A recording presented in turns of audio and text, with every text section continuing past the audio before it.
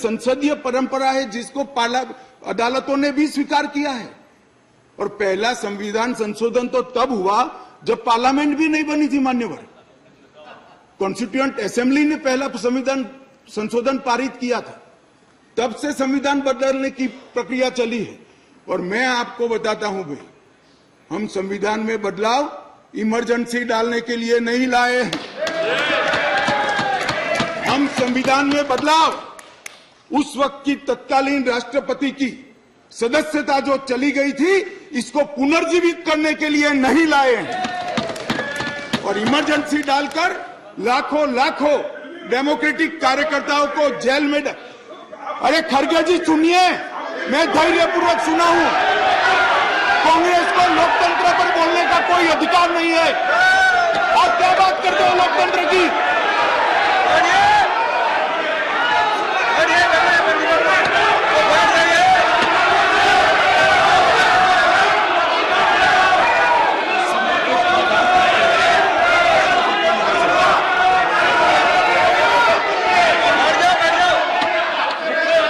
Honorable members, please take your seat. Take your seat. Nothing will go on record. Take your seat. Take your seat. One second, please. Honorable members, the Honorable Home Minister was throughout present by and large, and he heard everyone very patiently. And everyone in the House, now he has a right and duty as Home Minister to address the House. He is something wrong? Sorry. Honorable Home Minister, nothing will go regard. Please. मान्यवर, मैं थोड़ी जल्दबाजी में प्रधानमंत्री की जगह राष्ट्रपति बोल गया, इसलिए मैं थोड़ा फिर से रिपीट करना चाहता हूं। इस देश के पूर्व प्रधानमंत्री की सदस्यता बचाने के लिए हम ये बिल नहीं लेकर आए। ये बिल संविधान की भावनाओं को संभालने के लिए हम लेकर आए। और मान्यवर, इमरजेंसी डाली गई, हम तो बहुत छोटे थे उस वक्त। ये बिल पर ही है, ये बिल पर ही है भैया। डिस्कस मान्यवर, ऐसा है कि जब ये लोग बिल पर चर्चा कर रहे थे, मुझे डेमोक्रेसी समझा रहे थे, तो मैं उनको डेमोक्रेसी समझा रहा हूं कि डेमोक्रेसी क्या है। इमरजेंसी के अंदर मान्यवर 3 लाख से ज्यादा राजनीतिक दलों के बड़े बड़े नेताओं को जेल में डाल दिए गए, जेल में डाल दिए। माननीय अध्यक्ष जी, सारे अखबारों पर सेंसरशिप डाल दी गई। माननीय अध्यक्ष जी, इंडियन एक्सप्रेस ने अपने संपादकीय को खाली रखना पड़ा। माननीय अध्यक्ष जी, ये लोग डेमोक्रेसी की बात कर रहे हैं, ये लोग डेमोक्रेसी की बात कर रहे हैं। माननीय अध्यक्ष जी, और जब माननीय अध्यक्ष जी इन्होंने पूछा कि भाई अध्यादेश अब लाए थे, तो एक बहुत सुंदर क्रोनोलॉजी देश के मतदाताओं को गुमराह करने के लिए। माननीय अध्यक्ष जी, इसका जवाब मुझे देना ही पड़ेगा, फिर से उनकी भावनाएं उद्वेलित होगी, मगर मुझे देना पड़ेगा। माननीय अध्यक्ष जी, उन्होंने कहा 11 मई को फैसला है और 17 मई को ऑर्डिनेंस लाया गया और 19 मई को एससी को सुप्रीम कोर्ट को छुट्टी पर जाना था, तब ऑर्डिनेंस को घोषित किया गया। माननीय अध्यक्ष जी, मैं इसका तो पूरा क्यों करना पड़ा, इसका मुझे जस्टिफिकेशन देना चाहिए, क्योंकि विरोध भी 2 दर्ज हुए इसी विषय पर। परंतु मैं उनको ये कहना चाहता हूं, और ये एक मुद्दे कौन खड़े कर रहे हैं जिनका पूरा जीवन सुप्रीम कोर्ट में वकीलात करते करते गया। उनको ये भी मालूम नहीं है कि वैकेशन बेंच होती है, वैकेशन बेंच होती है, और वैकेशन के अंदर भी अगर उचित लगे तो मुख्य न्यायाधीश महोदय खंडपीठ भी बना सकते, संवैधानिक खंडपीठ भी बना सकते और स्थगन आदेश दे सकते। वैकेशन के बाद क्या हुआ, ऑर्डिनेंस आ गया, वैकेशन के बाद चैलेंज किया, चैलेंज कर स्थगन आदेश मांगा, सुप्रीम कोर्ट ने नहीं दिया, आज भी नहीं है। मैं तो बिल लेकर आया हूं। अब ये क्रोनोलॉजी का क्या मतलब है बताइए। मगर यहां चर्चा कर कर एक भ्रांति खड़ी करना कि हमारे अधिकारों को लेने के लिए लालायित थे। भैया, अधिकारों को लेने के लिए लालायित नहीं थे, हम दिल्ली की जनता के अधिकारों की रक्षा के लिए लाए। इसलिए मान्यवर, ये जल्दी करनी पड़ती। मान्यवर, मैं आगे बताता हूं कि जल्दी क्यों करनी पड़ी। मान्यवर, अब मेरे पास भी एक क्रोनोलॉजी है, जरा उसको धैर्य से सुनना चाहिए। मान्यवर, 11/5/23 को ये अध्यादेश आया और ये फैसला है। फैसला लगभग 3-4 बजे के आसपास घोषित हुआ। उसके बाद में 5:30 बजे फैसला क्या था मान्यवर? फैसला तो ये था कि संवैधानिक खंडपीठ ने एक फाइंडिंग दिया है, ये रेगुलर बेंच के सामने जाएगा, रेगुलर बेंच हियरिंग करेगी और बाद में इसका आदेश पारित करेगी, तब जाकर फैसला लागू होगा। फैसला तो अभी लागू भी नहीं हुआ है। मगर जल्दबाजी किसको कहते हैं मैं बताता हूं श्रीमान राघव चड्ढा जी। जल्दबाजी इसको कहते हैं कि अभी आदेश तो पारित भी नहीं हुआ था। एक नीति विषयक फैसला लिया जो 2 जजों की खंडपीठ ने सुनकर उस पर आदेश पारित किया जाना था, इसके बाद इंप्लीमेंटेशन होना था। 11/5 को शाम को 5:30 बजे एक नोट सर्कुलेट कर दिया गया कि आज 5:30 बजे तक पात्र अधिकारियों की सूची के साथ जो इस पद पर तैनात हो सके, सचिव सेवाओं के मतलब सेक्रेटरी सर्विस के लिए एक नोट प्रस्तुत किया जाए। ट्रांसफर करना भी चालू कर दिया। बोले अभी तो खंडपीठ 2 जजों की खंडपीठ का जजमेंट भी नहीं आया और ट्रांसफर करना चालू किया। सोशल मीडिया में घोषणा कर दी। अभी तो एप्लीकेशन मंगाई, नोट मंगाया है। सोशल मीडिया पर कह दिया श्री आशिक माधवराव मोरे को बदल दिया गया। कैसे बदलोगे भाई, कैसे बदलोगे मान्यवर? और इसके आगे मैं जाना चाहता हूं। इसके बाद सतर्कता विभाग विजिलेंस के मिनिस्टर ने सभी सहायक निर्देशकों को आदेश दे दिया कि विशेष सचिव सतर्कता को रिपोर्ट न करिए, उनको डायरेक्ट रिपोर्ट करिए। अब जो एडमिनिस्ट्रेशन मुझे समझाते थे, मैं उनको समझाना चाहता हूं। डायरेक्ट ज्वाइंट डायरेक्टर लेवल का ऑफिसर सीधा मंत्री को रिपोर्ट करे, ऐसा कैसे हो सकता है भाई? कैसे हो सकता है? ये एडमिनिस्ट्रेशन है क्या? किसके साथ में खड़े रहे हो? जवाब देना पड़ा दिल्ली की जनता को भाई। मान्यवर, इसके बाद सतर्कता विभाग के मंत्री जी ने आदेश दे दिया 13 तारीख को कि मैन्युअल के पैरा 2.22 के उल्लंघन किया, जिसमें विजिलेंस सेटअप के कार्यबल सीवीओ के परामर्श से संगठन के प्रमुख संगठन में प्रभावी सतर्कता प्रबंधन के लिए कार्यबल तैनात करने के निर्देश बनाने के लिए सूचना कर दी।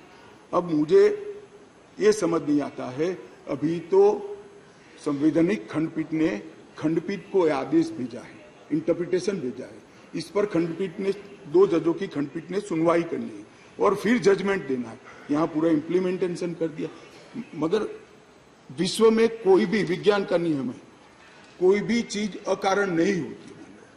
ये विजिलेंस विभाग को ही क्यों टारगेट बनाया गया?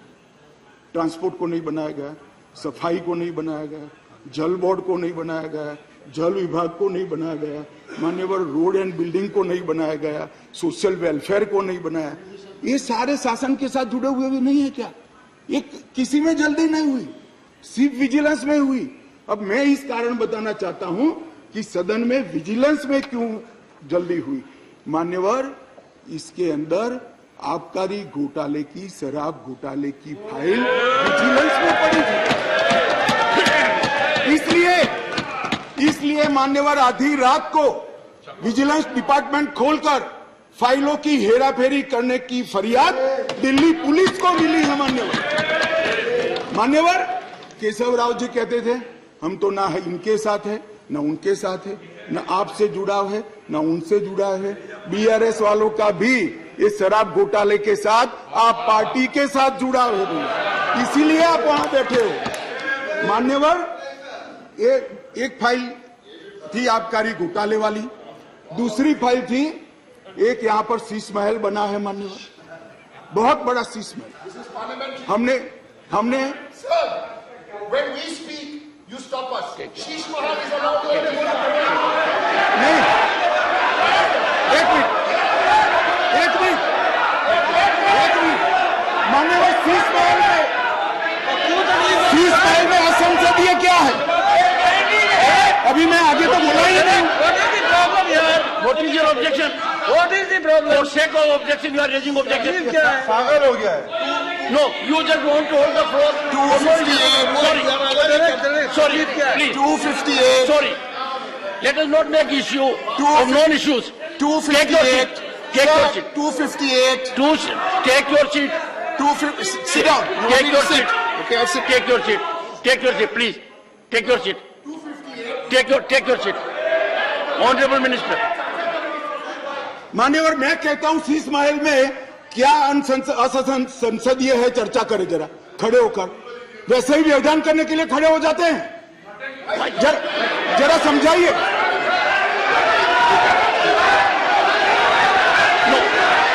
मान्यवर, मेरा निवेदन है, मान्यवर मेरा निवेदन है, असंसदीय क्या है इसमें इसकी चर्चा की जाए। मेरा निवेदन है। Take your seat, please. Take your seat. Sheesh Mahal पे चर्चा हो जाए। Take your you. Mr. Derek O'Brien,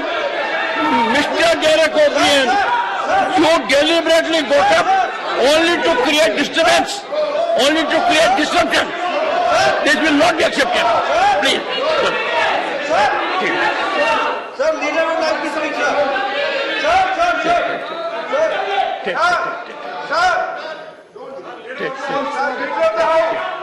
Please. Sir, leader of the house. No. Sir, leader of the house. Honorable Minister.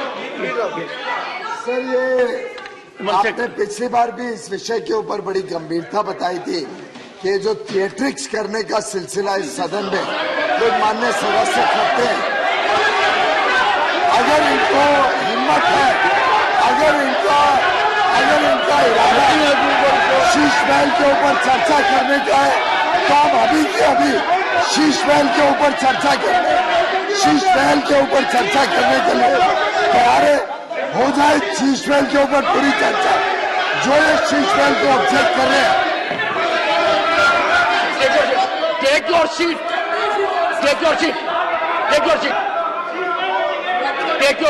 Please. Take your seat. Oh, one second. Sorry, sir.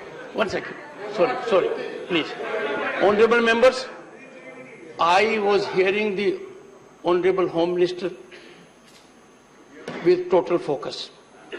And there was nothing in the discourse of the Honorable Home Minister which could have invited the kind of disruption in which Mr. Derek O'Brien. I urge the House, I urge the Honorable members, we have been decorous during the whole day. Don't act on a plan. Let us believe in decorum. Honorable Home Minister. Honorable Home Minister. Honorable Home Minister. माननीय अध्यक्ष जी, यही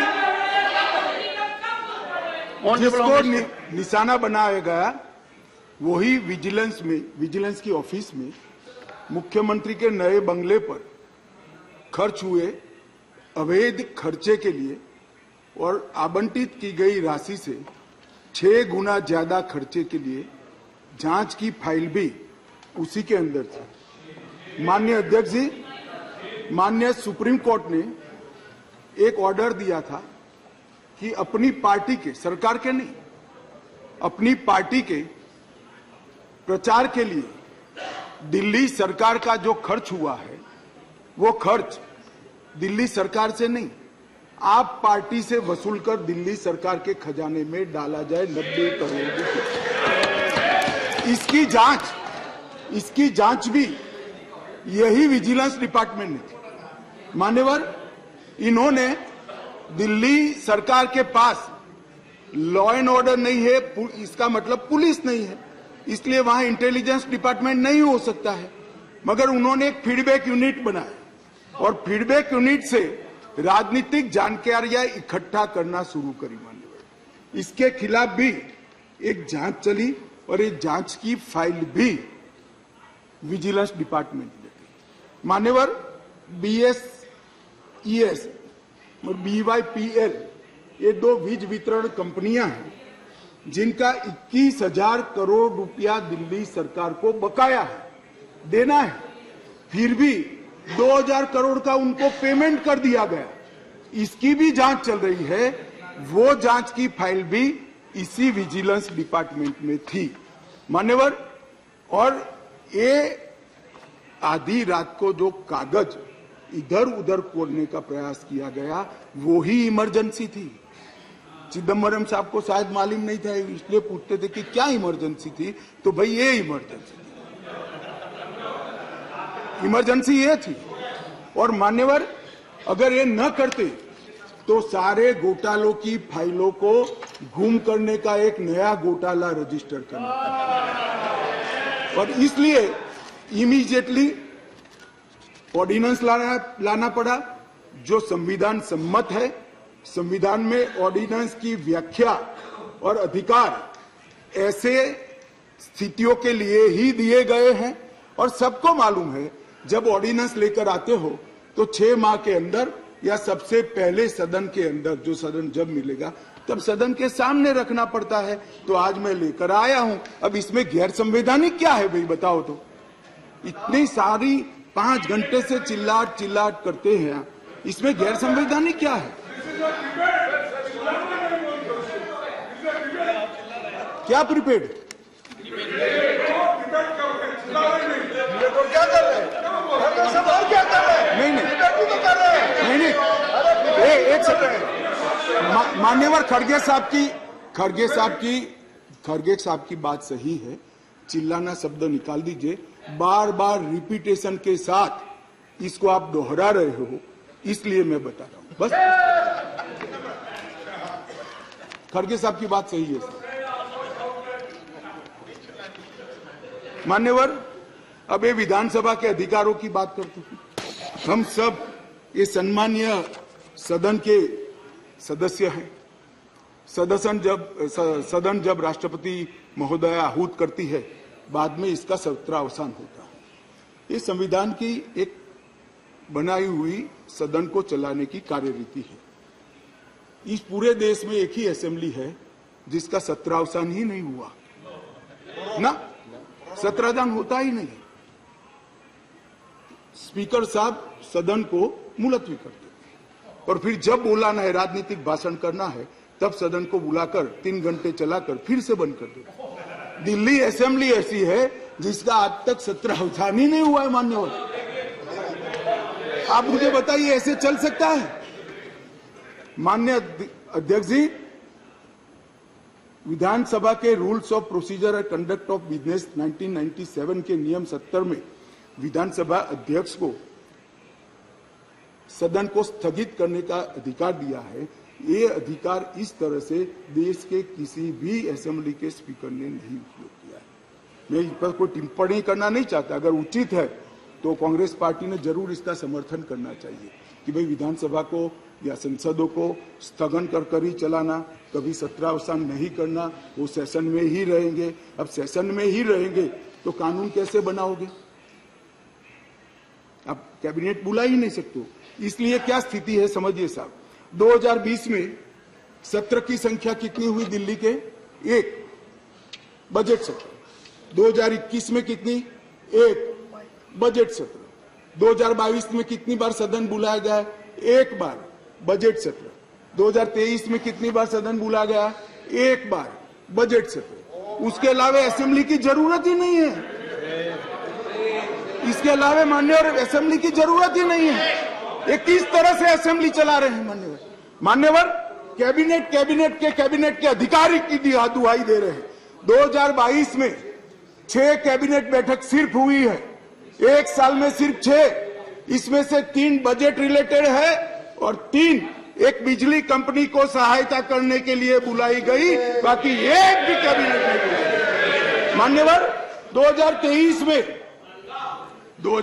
में सिर्फ 2 ही cabinet बुलाई गई और दोनों budget के कामकाज के लिए बुलाई। अब आप क्या भैया कैबिनेट का दुहाई देते हो, क्या अधिकार का दुहाई देते हो? ना कैबिनेट मिलती है, ना सदन मिलता है, और हमें डेमोक्रेसी पढ़ाते हो भाई। ऐसा कभी नहीं होता भाई। ये जो कहते हैं ना कि क्या विशेष हुआ था, इसलिए मैं समझाता हूं मान्यवर क्या विशेष।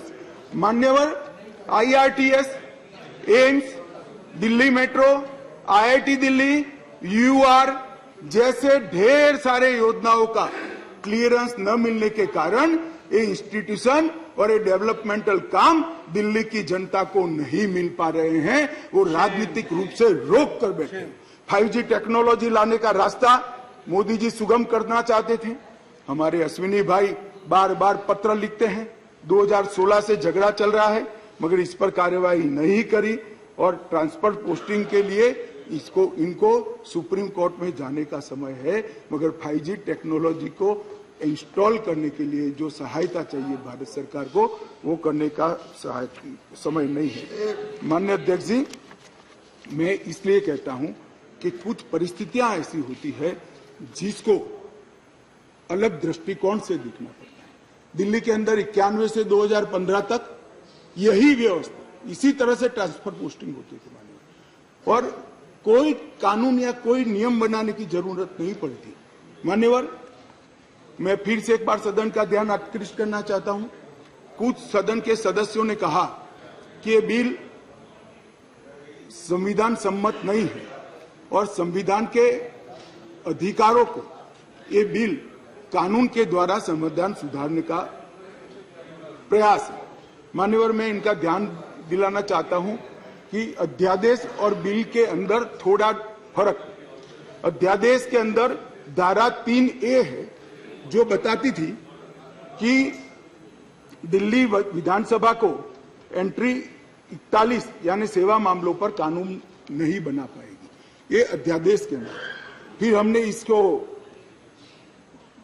ध्यान से बारीकी से अध्ययन किया, काफी लोगों की राय भी ली और लगा कि ये एकदम वायोलेशन तो नहीं है संविधान का, मगर ग्रे एरिया है। इसलिए जो मैं बिल लेकर आया हूं, विधेयक लेकर आया हूं, इसमें धारा 3A को भारत सरकार ने ही हटा लिया है, इसलिए वायोलेशन का क्वेश्चन डज नॉट अराइज। धारा 3A को हमने हटा लिया है, अध्यादेश से हटाकर बिल में धारा 3A को नहीं डाला गया है। अब दिल्ली